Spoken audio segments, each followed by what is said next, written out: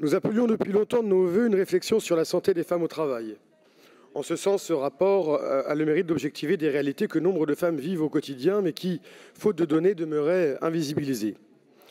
Il n'en demeure pas moins qu'il s'en dégage par endroits une tonalité d'autosatisfaction qui, d'une part, est déplacée eu égard aux souffrances des femmes au travail, d'autre part, tranche avec l'ampleur des défis qui restent à relever.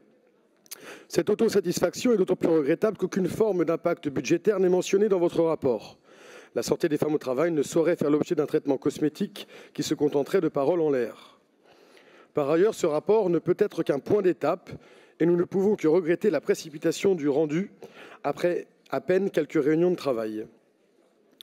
Je souhaite insister tout particulièrement sur un sujet qui cristallise les attentes de millions de femmes et nos déceptions quant aux travaux du groupe, celui du congé menstruel. Ce dispositif est déjà expérimenté avec succès par plusieurs collectivités et inscrit dans la législation de plusieurs pays. Or, sur ce point précis, au-delà des difficultés législatives et légales, peut-être parce que cette mesure coûterait trop cher, vous avez dans le rapport comme dans nos échanges systématiquement botté en touche. Vous parlez à juste titre dans le rapport de la nécessité de reconnaître l'endométriose en affection longue durée 30.